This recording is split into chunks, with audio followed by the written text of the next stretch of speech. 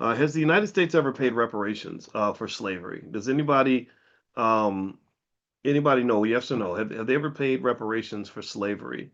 I'd like to know what your thoughts are in terms of answering that question before I dive into this. So let's see here. Give me a second. I'm sending out a quick little text to let everybody know that we're here. All right. So, what do you think? Yeah. Okay. So some of you know, some of you, you're gonna learn today. Reparations for slavery have been paid. They have paid reparations for slavery before. What a lot of people do not know, though, is that the reparations did not go to the slaves. The reparations actually went to the slave owners. I mean, my goodness, losing your Negroes has to be just an incredibly difficult experience. So, of course, we live in a country that's going to make sure they take care of the slave master, the abuser, the rapist, before they take care of the people that he was actually assaulting and stealing from. And so, I'm going to give you some details on this so you just have some good talking points in terms of things you could talk to others about so that you can educate folks about the history of reparations. I personally will just stand and say, I'm big on reparations. I believe we are owed reparations. I don't think that we're going to get a proper reparations payment anytime soon. I just don't see America as a country that has the political will to do it properly. But that doesn't mean I don't have the right to just say, hey, until you do right by me, I'm not doing anything for you. So everybody can do whatever they want to do. I do not ever tell anybody who to vote for. I just only tell you don't say nothing to me about supporting nobody if they're not doing right by my community. And I think that that's simple. That's common sense. And sometimes common sense ain't so common because there's so many people who think that because you're black, you're supposed to settle for anything that the dog drags in. You're supposed to settle for any situation that somebody throws at you, and I think that's wrong. I really do. I feel like we sell ourselves short. I think that I do believe in things like I believe you teach people how to treat you, and so if you carry yourself with dignity, then people will treat you with dignity. If you have self-respect, then people are going to be forced to respect you.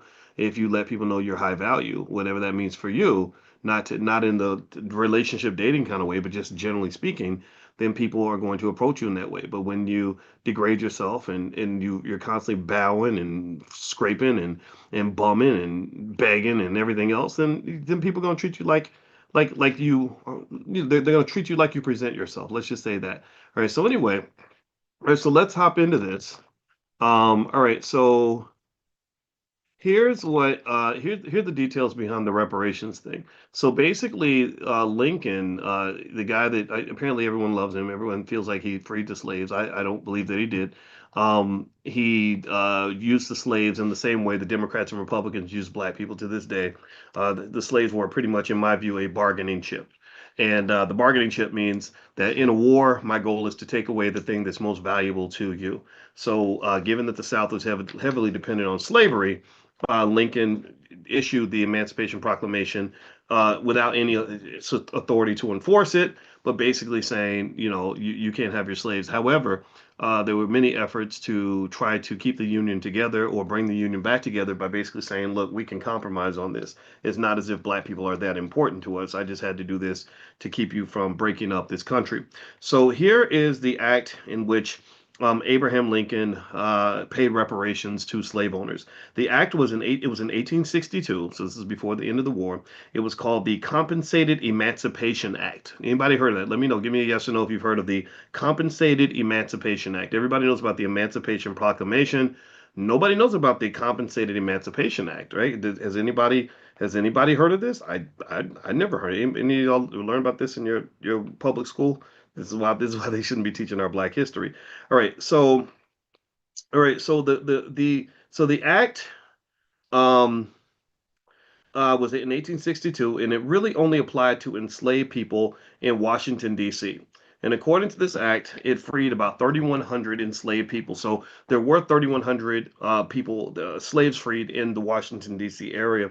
And the slaveholders were given reparations for their loss because apparently doing the logical and the right thing it applies if you are dealing master to master, slaveholder to slaveholder.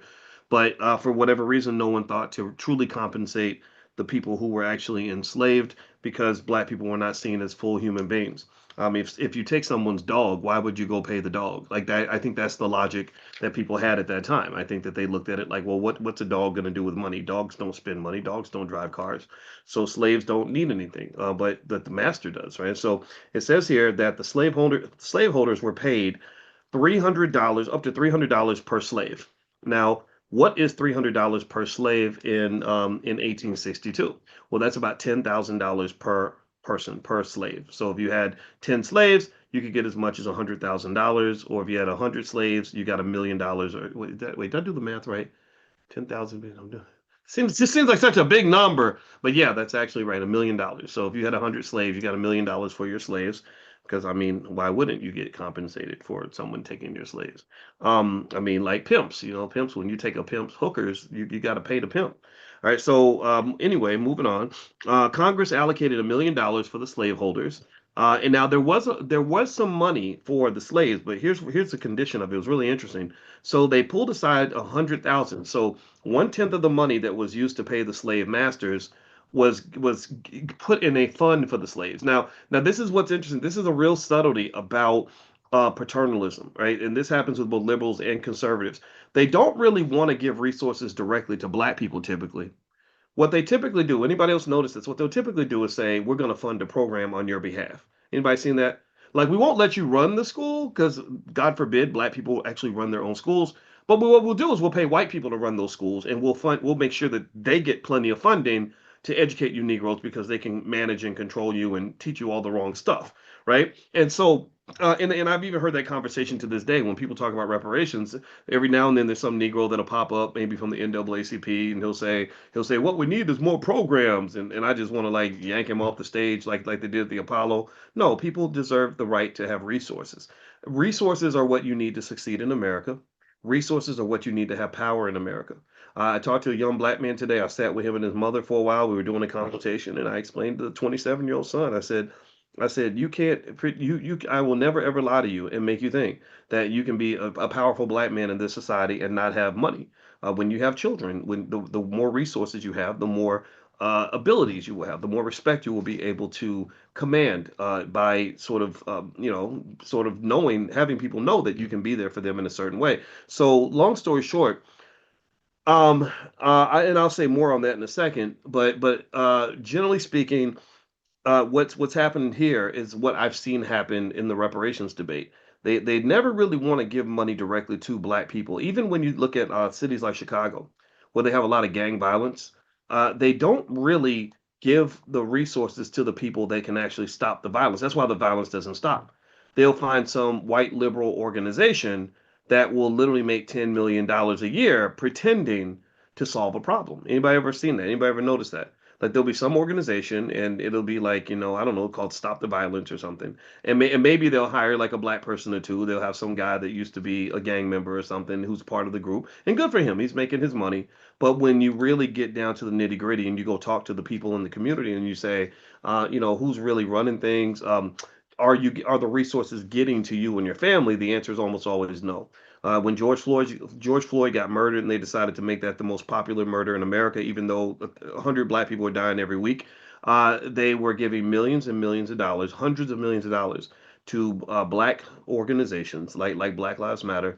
And I bet you, in fact, if I was to ask you right now, how many of you know a single person who got more than $100 from all that money that was given to Black Lives Matter? Anybody? Does anybody know? I'm looking for one yes. There's hundreds of you in this room right now. I'm looking for one person to tell me that you know somebody who got a significant amount of money because of all the money that was given to Black Lives Matter. Is anybody? Okay, I'm looking. Calvin McWilliams, smartest black man. James Keller, I see you. Karen Dorsey. Okay, Ron didn't get no money. Faye, everybody should give money to Faye. Faye's a great lady. Kevin Porter. Oh, Kevin, they didn't give you anything, man. You didn't get that check. Fanny, Samuel, Eileen, none of you got anything. None of you. So this is the game. This is the hustle. This is, follow the money. Remember, I study money. That's my thing. I'm like the money guy, right? So I look at the money. I'm like, okay, who had the money the first time? How much money is being allocated to solve this problem, and who's the money going to? And because one of the things that's really true is that most problems in the black community and beyond can be solved if you give the money to the person that can solve it. But unfortunately, we tend to be fixated or trained to pay attention to the symbolism of a thing as opposed to the actual substance. We get trained to focus on sort of talking about the problem and even glorifying the problem, politicizing the problem more so than we actually focus on solving the problem. If you talk about the educational issue, that's already solved for Black people. We already know how to give a Black child a great education. We just got to fund it. We just don't want to fund it. But if you go to I always talk about the school in Chicago, Freedom Home Academy International. They educate Black children like they're in college at the age of 9. They're the smartest kids I've ever seen. If you go to the Muhammad University of Islam, I just spoke to my good buddy, Brother Nuri Muhammad, who I just love immensely. And I told him today, I said, Brother, I will go to battle with you any day of the week because he's a solid man.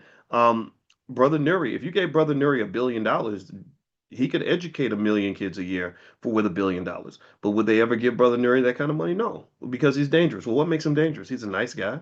He's good to his family. He treats people with dignity and respect. He's intelligent. He ain't I hurt nobody. What makes him so dangerous? Well, he's dangerous because he's a person that can actually solve a problem. And so when you solve a problem for Black people, you create another problem for non-Black people. When you solve a problem for the oppressed, you create a problem for the oppressor.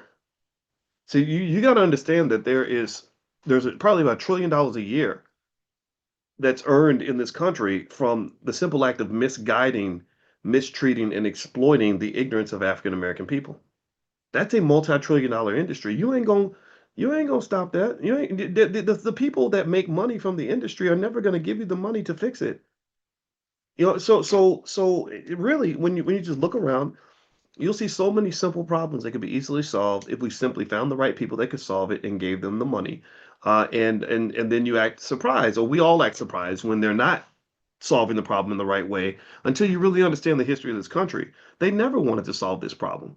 You can build an economy around anything. So I'm not reading from the book yet, Terrence. I'm gonna jump into it in a second, but basically, and I'm gonna read about Lincoln's what was this act called? It's called the Compensated Emancipation Act. We're gonna read about that a little bit and some other stuff out of Dr. Claude Anderson's book. So if you want Terrence asked for the page twice, so I'm gonna give it to him. So it's page 171, Terrence. So you can go to page 171. It's right there. All right, so that's where we're gonna go. But you see, I got my book over here. I'm looking at something else here. So the point of the matter is to say that when you look at reparations, you look at the history, they gave the money to the slave master. Now, for the slaves, what they did was they took out of that $1 million that they put toward helping the slave masters, they took $100,000 and added it in to help the slaves. Now, how did they help the slaves? I'm doing air quotes so you'll know that I'm about to feed you some bullshit. All right. So basically, what they did, you know what they used the money for? They funded the slaves that wanted to leave the United States. They said, "We're gonna buy your black ass a bus ticket, right? Like we want you out of here. Not a bus ticket, because you can't take the bus to Africa, but they like, we'll give you money to leave." So that's how they help the slaves, right? We ain't gonna help you stay. We're gonna give you money to go. And so this was the only instance in history where the federal government paid reparations for slavery. There were 3,100 enslaved people in the United States. A lot of families chose to stay in Washington. The act set aside $100,000 to support various colonization efforts, meaning formerly enslaved people who agreed to immigrate to Liberia, Haiti, or elsewhere could receive government support. A small number of people took the option, most refused, and the ones who stayed became part of the black middle class inside Washington, D.C. Now, in terms of the act, the Compensated Emancipation Act of 1862, aka an act for the release of certain persons held to service or labor in the District of Columbia. It basically said this: be it enacted by the Senate and the House of Representatives of the United States of America in Congress assembled, that all persons held to service or labor within the District of Columbia by reason of African descent are hereby discharged and freed of and from all claim to such service or labor, and from and after the passage of this act, neither slavery nor involuntary servitude, except for crime. That's that little fine print that they put 13th Amendment, right? So let's see. Except for crime whereof the party shall be duly convicted, shall hereafter exist in said district. So we know what happened after that, right? When they realized, okay, we still need slaves because we're a capitalist society and we need our capital, we need our labor. They would just find something to charge you with, right? They would just charge you for something like not having a job, and then next thing you know, you're pulled back into slavery. And be it further enacted that all persons loyal to the United States, holding claims to service or labor against persons discharged therefrom by this act may within 90 days from the passage thereof, but not thereafter, present to the commissioners hereinafter mentioned their respective statements or petitions in writing, verified by oath or affirmation, setting forth the names, ages, and personal description of such persons, the manner in which said petitioners acquired such claims. Don't you hate when they write stuff like this? I'm already like sweating from reading this. I don't want to keep reading, but this is the act. That's some of the language. We'll go back to it later. All right. So let's jump into the book. The book is called Dirty Little Secrets. It's at powernomics.com. That's Dr. Claude Anderson's website. And you can get copies of the book for your family as well. So here it says, he in Dr. Anderson's words, he says Abraham Lincoln was growing increasingly sensitive to and fearful of division and the explosive issue of slavery. Early in the first term of his presidency, Lincoln offered reparations to Southern slaveholders. Lincoln devised a scheme to free the slaves gradually over a period of 30 years. He would offer reparations to the Southern slaveholders and pay them for their losses out of the national treasury. To carry out this plan, he needed the approval of Congress to pay Southern slaveholders nearly a $500 million, only a portion of their total $7 billion investment. So it looks like, according to Dr. Anderson, even beyond that, there was an effort to pay Southern slaveholders a whole lot more money than what was paid in DC. So that first amount, $300 per slave, which would be $10,000 in today's dollars, they were also going to do that for the entire South to keep the Union together. This is an unimaginable amount of money for that period in history. So they're talking about $500 million way back then, which would be, many times more money. I want to say, I'm gonna guess maybe something like maybe about 33 times more. So maybe talking about 15, $16 billion, something like that. The federal government could not afford to compensate slaveholders to release their slaves. All the capital investments in the North, South, and the West together would not have been enough to cover the cost of reparations to Southern slaveholders. Northern industrialists were another glitch. They were not interested in compensating Southern slaveholders for their investments. That's what we were. We were their investments. They and the South's plutocratic control of they and Northern politicians would not support reparations because they wanted to reduce the South's plutocratic control of the national government. The proposed reparations plan for slaveholders exceeded the total federal budget of 50 million and all the businesses in America combined. Of course, it never happened. Congress denied the president's request. So the president did try to free slaves and then compensate the slaveholders, and Congress denied it. And this is interesting because this is yet another reminder that historically you've always been pretty much a pawn. So you've been an important part of the process, right? So if you talk about like every election, black people are critically important because your vote matters. They need your vote to get the power that they're looking to get. The problem is that it doesn't matter much for you, except for to the extent that you are helping someone else to acquire power. But your vote does matter. People say, does voting matter? I say, yeah, it does matter. I don't know if it matters for the black community, but it does matter for the people that are going to manipulate and exploit the community for their own personal benefit. And I personally think a lot of this is connected to how you play the political game. I think that the politics is not a very nice field, and if you go in sort of falling in love with politicians and all this other stuff that we tend to do, I think you can easily get exploited. So, but then you can vote for whoever you want. I'm not here to tell you what to do or what not to do. I'm just here to tell you what I see in terms of my analysis. All right, so let's go to page 173. And this is a section on sports and entertainment. This is interesting because I saw Killer Mike and Charlemagne, two friends of mine, arguing over. It wasn't Charlemagne, it was DJ Envy, who's on Breakfast Club, and they were arguing about education and entertainment and singing and dancing for money and just what education really does for Black people in terms of giving a process where you learn how to sit down, shut up, and sit still so that you can get a job one day. You learn how to follow rules, stuff like that.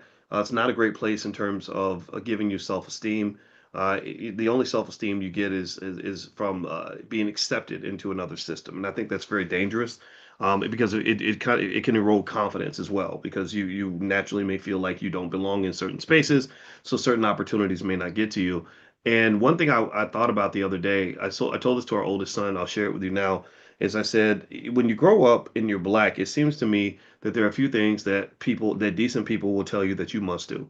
And the things that they tell you that you must do, things that are not mandatory, are go to school, go to work, and pay bills. You go to school because you need to get a good education so you can have a great future. You go to work every day so you can pay bills. You have to pay bills, and then you pay bills every month because you want to maybe get a high credit score and keep your place to live and stuff like that. I said what we don't discuss is that there should be a fourth thing that's also mandatory, and that's investing. And I explained to him very clearly. I said going to school will get you an education. Going to work will help you pay bills. Uh, Paying bills will increase your credit score. Um, but investing is what you do if you want to get rich. If you want financial security, you have to invest. Investing must be as essential as going to school, going to work, and paying bills. The first bill you should pay is yourself. Why would you pay other people and not pay you? Why would you take care of other people and not take care of yourself? Right? This is very simple stuff. So write that down. That's a real simple idea, but it goes a real long way. You shift that one little habit, it can make a big difference. If you don't, then you're going to have a lot of problems. I just advised a brother today where he has some in-laws that are older, and it's a complete mess now that they need to go to a senior center, and everything is very expensive. And this man, he worked very, very hard for many years to build wealth. He was a very smart man. He did a lot of investing, but he didn't work hard to protect the wealth, right? So when you had conversations about things like estate planning, they didn't want to have those conversations. When it came to conversations about various types of insurance, didn't want to have those conversations. So now what's going to happen is that the same money he spent 40 years earning throughout his life, Uncle Sam and Big Pharma are going to take it all right back, right? Because the medication's expensive, the facilities are expensive, all that stuff's expensive. So I would encourage you to just know that the four rules of wealth are: one, figure out where the wealth is located. Number two, make a plan to get the wealth. Number three, execute the plan so you can accumulate the wealth. And number four is to protect the wealth. If you don't protect it, if you don't do number four, then don't waste your time doing one, two, and three, because it'll be a waste of time. You might as well just drink and smoke weed every day for the next 40 years. That might be a better use of time, other than working your butt off for something and then giving it all right back. So be really thoughtful and careful about that. I would encourage you to do that. All right, so moving on. So here in Sports and Entertainment on page 173 of the book Dirty Little Secrets, Dr. Claude Anderson gives some mini facts. In 1799, Gottlieb Grofner, a German immigrant who later founded the Boston Philharmonic Society, performed one of the early racist minstrel shows with blackface and Southern dialect. Oh, okay, interesting. I didn't know that. So a German guy came up with one of the earliest minstrel shows. We still have those. It's called hip hop. On May 1st, 1884, Moses Fleetwood Walker became the first black to join the all-white American Baseball Association. One year later, Frank Thompson, a black man, organized the first all-black baseball team, the Cuban Giants. So Moses became the first black to join the all-white American Baseball Association, which might be a predecessor of Major League Baseball, who knows? And then the next year, Frank Thompson, a black man, organized the first all-black baseball team, which are called the Cuban Giants. In 1971, Leroy Robert Satchel Paige, the first black pitcher in the American League, and to pitch in a World Series, became the first black to be elected to the Baseball Hall of Fame. Okay. On February 12, 1900, James Weldon Johnson and his brother wrote and introduced their Negro national anthem, Lift Every Voice and Sing, at Lincoln's birthday celebration. So this is 1900, Lift Every Voice and Sing. In 1915, the Lincoln Motion Picture Company was founded in LA, Los Angeles, California. Lincoln and Norman Productions in Jacksonville, Florida, were the first black movie companies. This was 1915. So they had big dreams, doing big things. A world dominated by blackness. Like the rest of the world from its inception, American society has been preoccupied with acting and reacting to the presence or absence of black people. After centuries of wars and political movements, the world has gone colorblind, pretending that blacks no longer exist. Yet their notable visibility in our culture keeps us fixated. For examples, From the 1850s to the 1930s, minstrel shows were the dominant form of popular entertainment. The longest running ever play ever was Uncle Tom's Cabin about black slavery. The first American epic motion picture was Birth of a Nation about a black rapist. The first talking movie was The Jazz Singer with a black-faced singer. The biggest blockbuster movie was Gone with the Wind about a fight for black freedom. The most popular radio show of all time was Amos and Andy with black-faced comedians. The most popular television series ever was Roots about black history. The basis of America's only true art forms are black music, black dance, and black slang, and black athletes have dominated many sports for more than a century. Isn't that interesting? I always wondered why they're so fascinated with us. That's just so interesting and so true to this day. Um, Black film studios tried to compete. In 1914, on the eve of World War One, forward-looking black business persons had entered the movie production industry. An independent black film company released its first movie called Darktown Jubilee, starring Burt Williams, an African-American comic. During the same period, whites were showing D.W. Griffin's A Birth of a Nation, a movie that precipitated racial confrontations across the nation by portraying blacks in a negative manner and glorifying the Ku Klux Klan. Birth of a Nation included an incendiary rape episode between a black man and a white woman and presented black people in such a derogatory light that it spawned a national anti-black backlash. The KKK, the Knights of the Carmelia, the Black Horse Brigade, and other white terrorist organizations arose. When the black movie Darktown Jubilee, which showed a black man in a positive and leading role, was shown in Brooklyn, New York, it was met with catcalls and boos from white audiences. The black producers had to take their film out of circulation for several years. By 1918, blacks had established two national chains of movie theaters in black communities.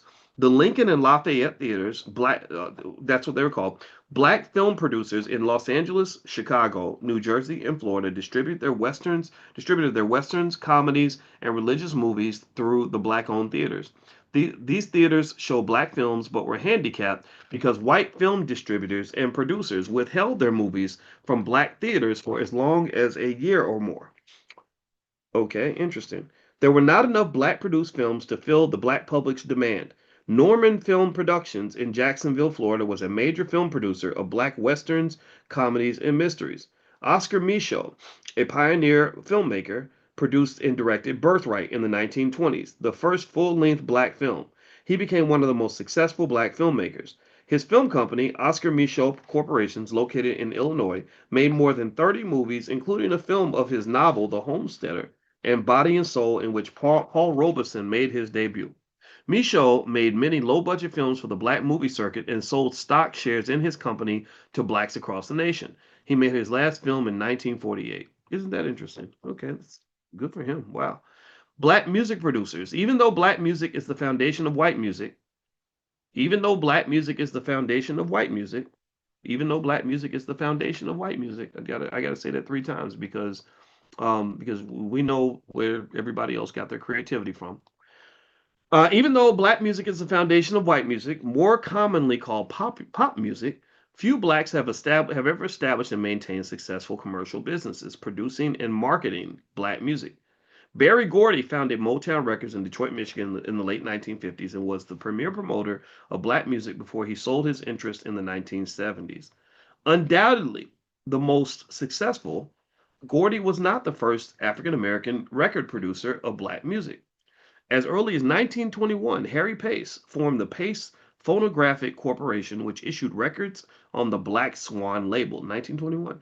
His label featured blacks performing classical music, blues, spirituals, and instrumental solos, with such hits as Down Home Blues and Oh Daddy, sung by Ethel Waters. Even though society operated under a separate but equal public policy on race, white record producers sought to control both white and black record markets. White competition for manufacturing and selling black music to black listeners forced Pace to sell his business to Paramount Records, a white-owned company in the 1920s.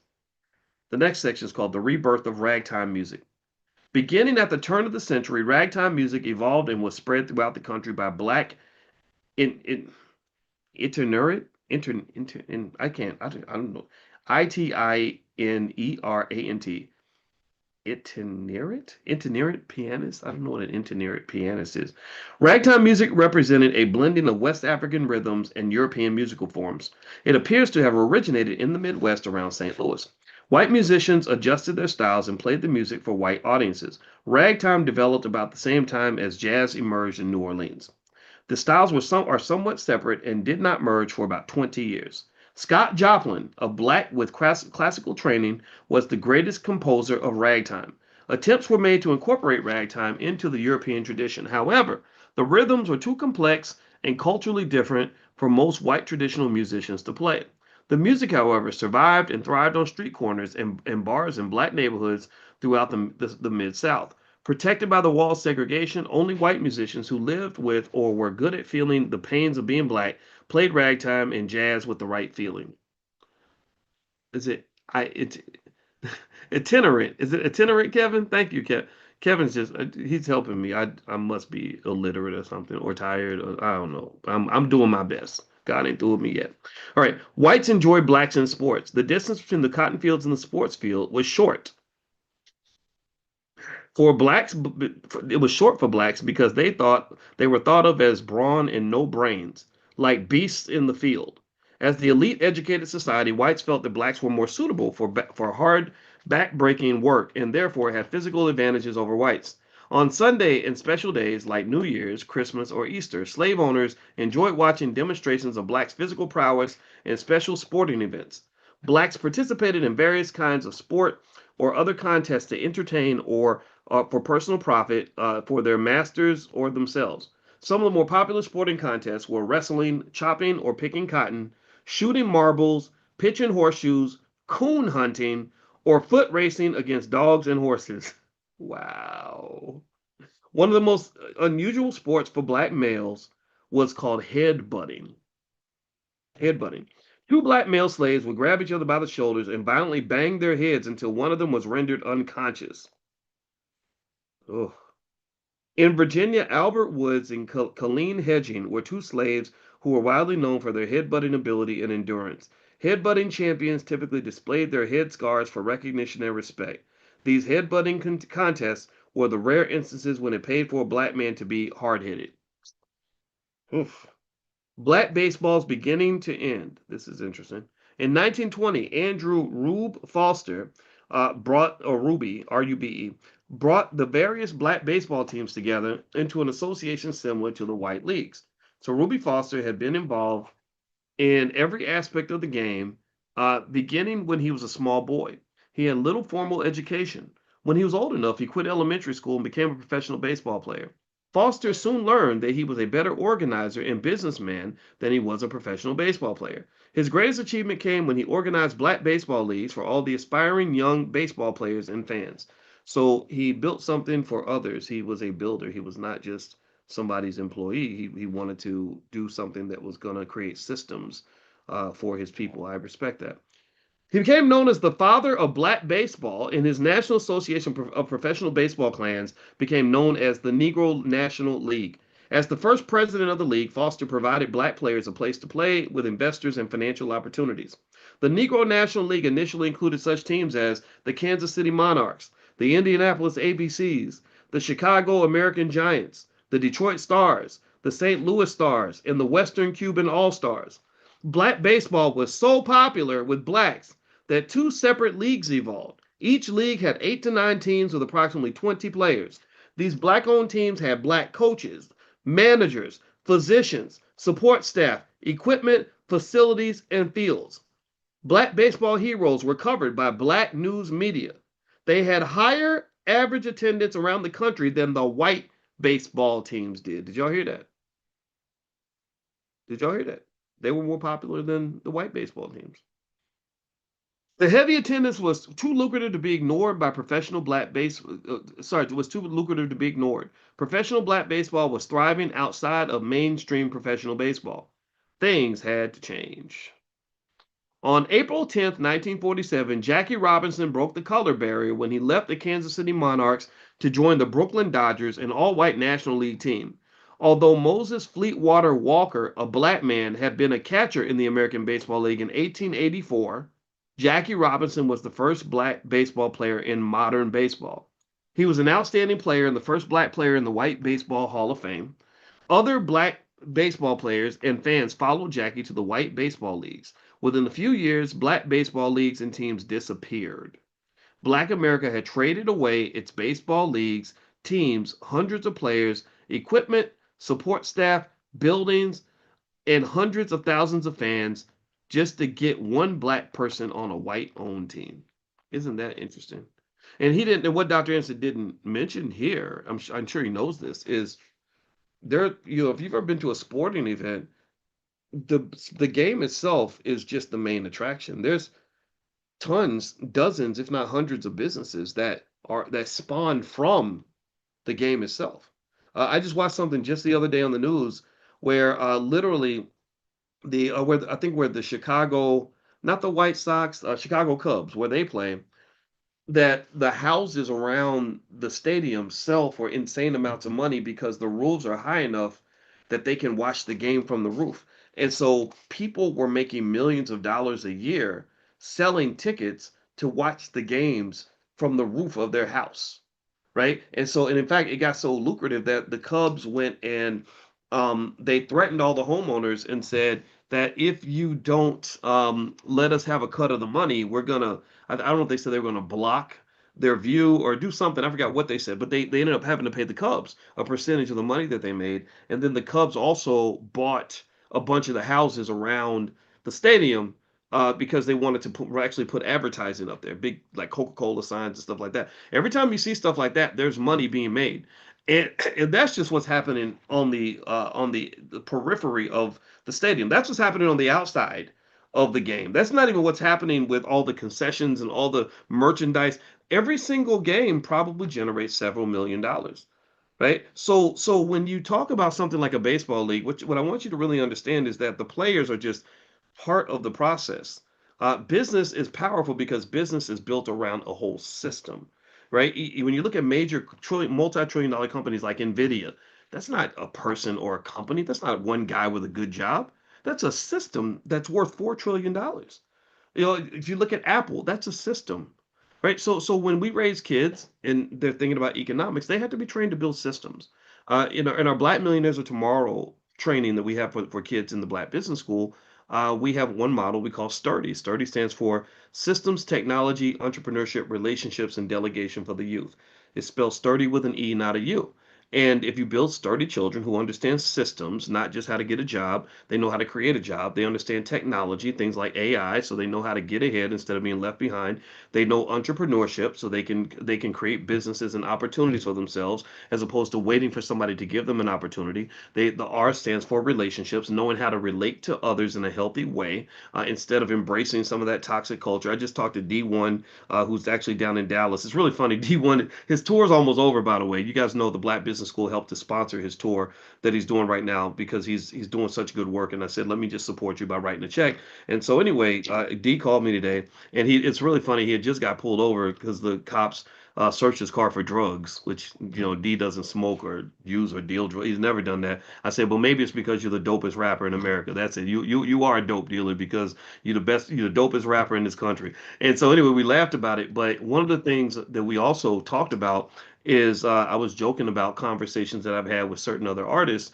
where I said that the collaborative energy isn't always there. The mutual respect isn't there. We glorify toxic behavior sometimes, right? Like my old friend Damon Dash, people love the way he did some video 25 years ago where he's just yelling at somebody, screaming at them, belittling them, just being very nasty toward another person. And everybody thinks, oh, that's so cool. That was so great to see you break him down. And I said, no, that's not fun. That's not very nice to do that to another person. There are ways to handle disputes in a way that is not going to destroy the relationship, that is going to leave everybody feeling respected, that's not going to make somebody feel tiny to the point where they feel like they then got to retaliate toward you, or they've got to get away from you, right? Because if you continue to behave that way, then you become an island. Nobody wants to work with you or to be around you because nobody wants to feel bad with their business partner or their marital partner or their boss, right? So ultimately, relationships that are There's a whole science behind how to have good relationships with other people, how to be a decent person, how to get what you want and draw boundaries while at the same time not being an asshole. And why is that important? It's not just because you get to make people feel better. It's because that's actually how companies get built. If you go look at Tim Cook, the CEO of Apple, one of the most powerful men in the entire country, Tim Cook is one of the nicest people on the planet. When he meets everybody, he hates Donald Trump. But watch him talk to Donald Trump. He's very respectful. He's like, Mr. Trump, we have a gift for you, and we're looking forward to this partnership. But inside, he's like, oh my gosh, this guy, I can't stand this guy. But he's doing it because he's representing an organization. He's trying to make sure that the family stays together so they can keep making that $100 billion a year. Jensen Huang, who runs Nvidia, he doesn't walk around flexing like a rapper. Like, look at my Lamborghini. Look at my. This man makes probably 30, $40 million a day. If anybody could flex, it would be him. He doesn't do that. He forms healthy relationships with the people that he can collaborate with and build institutions around. And this is where the black male loses, because some of your biggest influencers are obnoxious, immature rappers. And so these boys grow up thinking that this is appropriate male behavior, and it's not. You want to be friends with people unless you have to be enemies. You don't want to aim for that. Why does this matter? Well, because this man here, what's his brother's name again? We should say his name is Andrew Ruby Foster. Look him up. It's spelled Rube. I'm gonna say Ruby. It may be Rube, but Andrew Ruby Foster. His strength was connecting people. His multi-million dollar move was getting people on the same page. He was entrepreneurial in his thinking, in the sense that he did something that a lot of your children can do with the right training. He said, wait, we got talented black people over here, we got talented people over there, we got people over here. If I connect this person with this person and that person, and we all get together and get on the same page, we can do something very powerful. And because Andrew had that collaborative energy, not the competitive energy, not the energy that says, Negro, you doing better than me. I can't stand you. Why? What's wrong with you, Negro? Get out of my face. He didn't have that energy. He had the energy that said, let's get together and let's make sure everybody wins. That collaborative energy, that expansive energy, that energy that's not a scarcity mindset, it's an abundance mindset. An abundance mindset says, I don't have to compete with you because there's enough for everybody. Or if we're going to have an enemy, let's pick a common enemy that we both are battling, which would be racism and oppression. My enemy is not you. And as a result, this man is in the history books now. Almost every single one of you. In fact, give me a guess. How many of you knew about the Negro Leagues before today? Give me a guess. How many of you knew? I'm looking for one person to tell me that they had not heard of the Negro Leagues before today. So if you knew about the Negro Leagues, put a yes in the chat. If you did not know, it's okay. Put a no. I'm gonna look for one person. There's hundreds of you in here right now. I'm gonna find one. I need one person to tell me that you've never heard of the Negro Leagues. Let's see. Okay, wait. Oh, there we go. I saw it. A no. Okay, all right. So it's one no, hundreds of yeses. Why did I do that? What's the point I'm making here? The point I'm making is that this man made Black history. He made Black history by just being a good person and having a vision. He made Black history by thinking collaboratively instead of just thinking selfishly. He didn't just go out and look for a good job. He looked at, he went, this man created thousands of jobs. And this is the training. This is something you can learn to do. We have to be taught this. Our children have to be taught this when they're young, so that when they get out there and your child has that talent and that ability, they're not just thinking, me, me, me. What job am I going to get? I'm going to go over here and sit in some stupid little office at some big white corporation and hope that I can get me $100,000 salary instead of going out and executing your $10 million vision that's going to elevate a lot of people. Because here's the thing. Black people will never, ever, ever rise if the majority of Black people are looking to work for white people. White people don't have the desire nor the ability to elevate the entire Black community. They do not have the interest in doing it. They don't have the capability. They're not even built like that. They're not interested in trying to elevate you. What's wrong with you? They make money standing on top of your head. So why the hell are they going to elevate you? So the only people that can elevate you is you. And it doesn't have to be all of us, but a few good men and women, a few of our kids, they are trained with the right kind of energy to understand that, look, you don't leave anybody behind. You go become successful. Then you come right back and you create some structure, make an investment, develop an institution. At that point, there's no telling what that can become. Jensen Huang created a $4 trillion company called Nvidia. He started that company when he was in his early 20s, when he was sitting with his buddies who were also computer nerds, and they literally set up the structure of the company on a napkin at Denny's. He was so broke he could only eat at Denny's. He wasn't balling. He wasn't famous. He wasn't doing concerts and playing in the NBA. He was a regular guy that just had and energy that was collaborative and ambitious that said, hey, why don't we all become great together? Not me sitting across from you saying I'm gonna do better than you. I'm gonna be better than no. I want you to be as great as possible because I need some great friends because we got a big battle ahead. And now look at this man. He's one of the most powerful men on the planet, and but you'll never see him out here Instagram flexing. Real power ain't got to show you the power. Real powerful people ain't got to brag about the power that they have. They just have power. A $4 trillion company gives you some power. The man's worth about $100 billion, I bet. Anyway, let's keep going.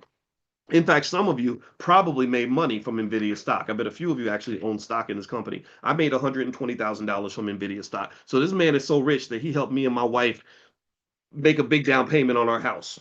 That's how powerful this man is. He don't even know me, but he helped me to get a little bit richer. So shoot, I mean, come on now. This is where we got it. This is where the thinking has to go. And this is not, there's no exceptions. A lot of you have talented kids and grandkids. You need to push them to be the best they can be. Stop limiting them. I hate that. Well, I hope that I could get me a job. Jobs are fine. No shame in jobs, but there's so many other ways to really make money. And in so many situations, we kill off our kids' potential early before they ever get a chance to truly fly. And it's not your fault. It's not anybody's fault. I mean, just the misinformation frustrates me very, very much. And I think we can do much better. And I know for a fact that if we don't do it, ain't nobody else gonna do it. All right, so let me get back here. Let me read this. This is page 179 of the book, The Black History. Sorry, it's called Dirty Little Secrets by Dr. Claude Anderson. His website is powernomics.com. So I hope you'll go support him at some point as well. He's a great man. All right. Where and what is Dixie? There are at least two theories about the origin of the emotionally charged term Dixie. Some people believe the word was derived from the Mason-Dixon line that divides Pennsylvania from Maryland. That's what I thought. That makes sense. Others suggest that Dixie originated from the $10 bill issued by Louisiana banks. The bill had the word Dix, which is a French word for 10, in each corner. I didn't know that. Eventually, people in the area sought these Dixies and called the Deep South Dixieland. Hmm. As a descriptive term for the whole South, Dixie didn't catch on until 1859 when a song titled Dixie debuted at a minstrel show. It's a minstrel show again. It instantly became a favorite in the South. Well, of course it did. Dixie is an ironic microcosm of Black people's history in America. It was first sung publicly in Mechanics Hall in New York by a white minstrel performer named Dan Emmett, who many believe was the song's composer. However, other reputable sources claim Dixie was written by a Black family. Charles Christian, in his book Black Saga, and in a 1993 Smithsonian Institution publication, claimed authorship of the song was credited to a family of Black musicians, a family called the Snowdens, who lived in Mount Vernon, Ohio. The story goes that Dan Emmett learned the song from them. Okay, so the white guy learned the song from the Black family, and then he sang it in New York and became famous. Okay, great. Sounds familiar. The authorship debate surfaced when cemetery markers of Dan and Lou Snowden were discovered, inscribed with the statement, quote, they taught Dixie to Dan Emmett. So they put this, wow, so they put this on their tombstone? Wow, okay, interesting, right? Records show that the Snowdens wrote many songs for minstrel shows and that in 1843, they passed their work on to a blackface minstrel troupe that often returned to Mount Vernon to visit relatives who lived next door to the Snowdens. President Abraham Lincoln, the great emancipator, had feelings for the song Dixie that added another ironic twist to its history. On April 8, 1865, just as Lincoln was returning by boat from a tour of his Union Army camps below below the fallen Confederate capital of Richmond, he asked a young French count who was sitting beside him if the nobleman had ever heard the song. When the count shook his head no, Lincoln requested that the boat's band play the tune. Then he said to the count, the tune is now federal property, and it's good to show the Southern rebels that with us in power, they will be free to hear it again. It has been a favorite of mine, and since we have captured the South, we have a perfect right to enjoy it. Oh, captured the song. Sorry, captured the song. We have the perfect right to enjoy it. Whether it was a geographical location or song, Dixie, in every respect, played a divisive role in the lives of blacks and whites. For whites, the word Dixie personifies the good old Magnolia days, when free and cheap black labor made life and living so easy. For blacks, the word Dixie, both the place and song, is a reminder of centuries of suffering, death, debasement, and exploitation of their race at the hands of an oppressive majority group. Dixie is played to this present day as social, sporting, and political events throughout the South. Hmm. Interesting. Hmm. Okay. And by the way, if you want to come into the private Zoom for Powernomics training on Wednesdays, you can text the word greatness on your phone to the number 87948 because we talk about greatness in here. That's what we believe in. So you can text the word greatness to the phone number 87948 if you'd like to join. Also, if you want to take a look, we have financial flashcards for your kids in the Black Business School. If you go to drboycebooks.com, you can find all kinds of materials over there. We have crypto flashcards. We have AI flashcards for kids. We have stock market investing flashcards. We have all kinds of stuff there. So feel free to go to drboycebooks.com if you'd like to get some materials for your home, your own homeschool environment, stuff like that, when you're educating your own family. All right, so let's see here. America's only real art form. This is page 180. It says, along with the fruits of their labor, Black people gave America their greatest gifts and only true art form, Black music and dance. Rooted in history in the enslavement of people of Africa, the seeds of Black music and dance crossed the Atlantic with the slave ships. Dancing and singing were not only the favorite pastime of slaves, but were also the most accessible vehicles of self expression. Black musical expressions were a blend of Africanisms, Protestant hymns, revival songs, and emotional responses to an oppressive world of whiteness. Blacks developed a repertory of songs for all occasions and constantly improvised new ones. They made up spirituals for their religious expressions, work and folk songs to break the monotony of endless work, story songs to communicate with other blacks, blues to convey their sadness, rhythm for their joy, and jazz for their desolation and peace. From the very beginning, whites were fascinated with the creative, rhythmic, uninhibited, sensuousness of blackness. Some pious whites condemned black music and dance as sinful. They called blues race music. Jazz became a shortened label for jackass music. That's why they called it jazz, jackass music. Ragtime was called coon music. The gutsy cries and grunts in rhythm and blues were referred to as soul music. What whites saw, they liked. What they liked, they sought to imitate, manipulate, and control for commercial markets. For centuries, black music, dance, slang, and even comedy assimilated into mainstream pop culture. Paradoxically, rock and roll, another name for black music, is a $100 billion industry from which black people derive less than 1%. Whites, not blacks, have franchised jazz and blues clubs across America. Hmm. Wow, this is interesting. Okay. The origins of tap dance. Let's read about that, and then that'll be the last one we cover. Like music, blacks have demonstrated a genius for creating dances that the dominant society has learned and enjoyed for centuries. While most dances rise and fall with their popularity, tap is one dance that has remained popular through the years. William Henry Juba Love, considered the father of tap dancing, began performing in urban saloons as a teenager in the early 1840s. His name was William Henry. His nickname was Juba, Juba, Henry Juba Love.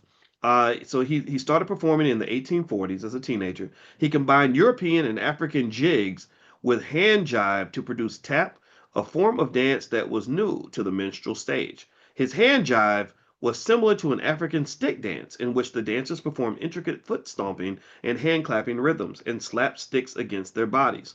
Love was praised for the dance, innovations, and the manner in which he beat time with his feet.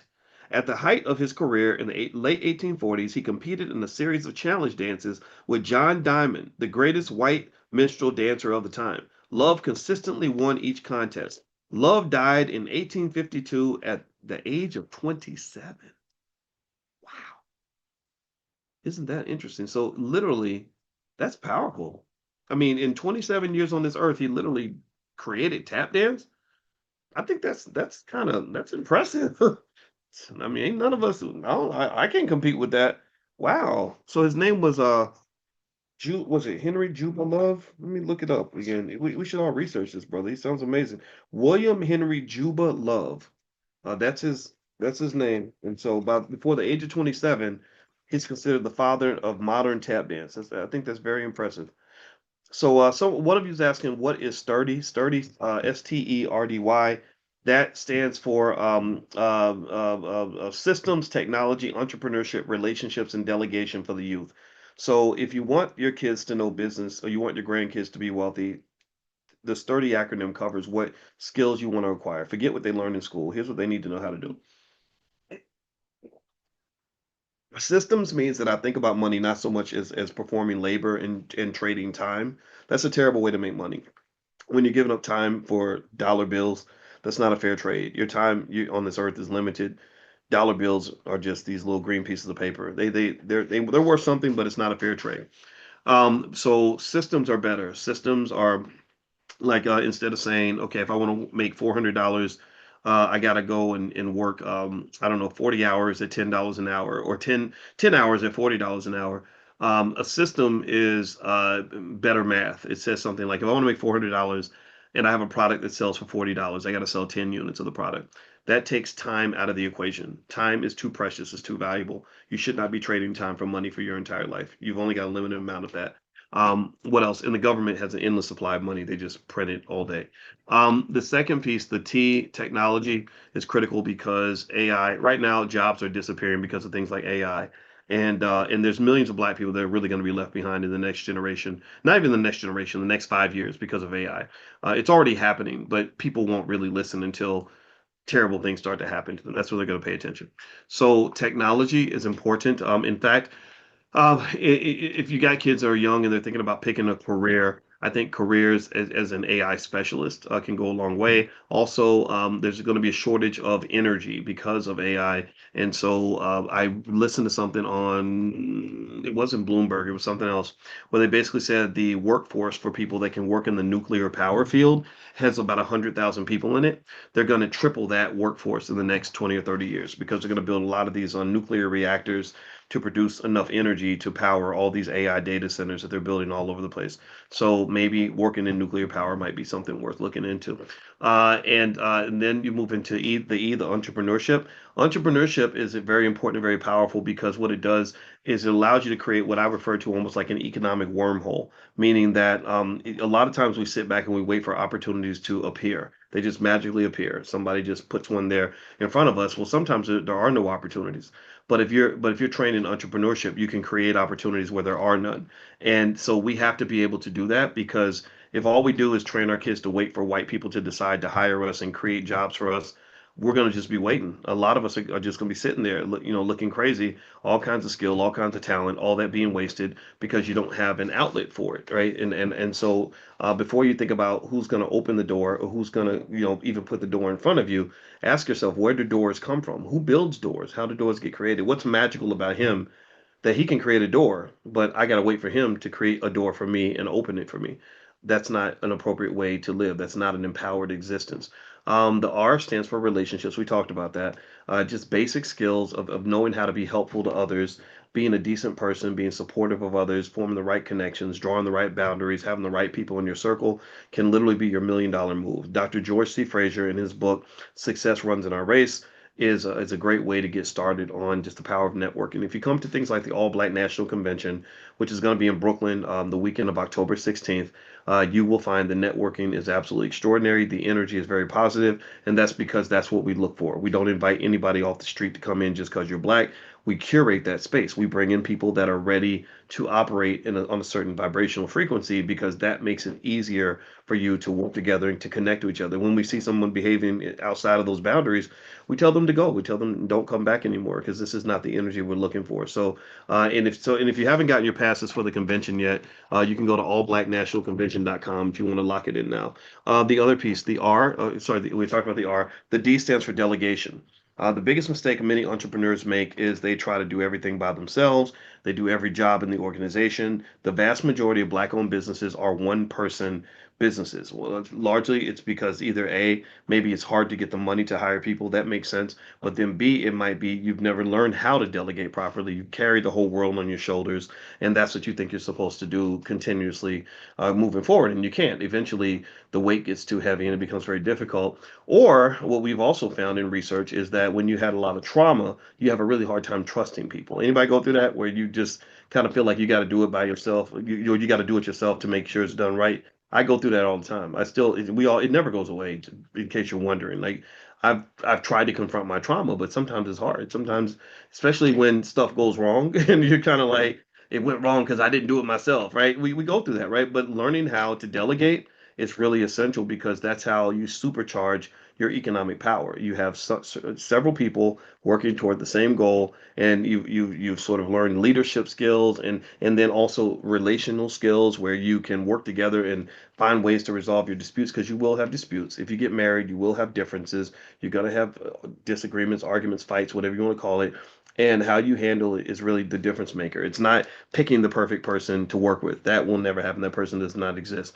So the sturdy model is something that I believe if I ever can raise $100 million to run a school system, I'm going to make sure all the kids are trained on that, because I want our kids to know to learn their own history from their own people, to learn who they are from their own people, and I want them to have the skills required to get the job done, right? The skills required to not have to sit there waiting for somebody else to let something happen.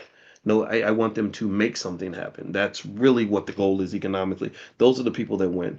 In fact, just the other day, yesterday, I was talking about stock options last night. Some of you may have been there, and I did a poll. I was really shocked.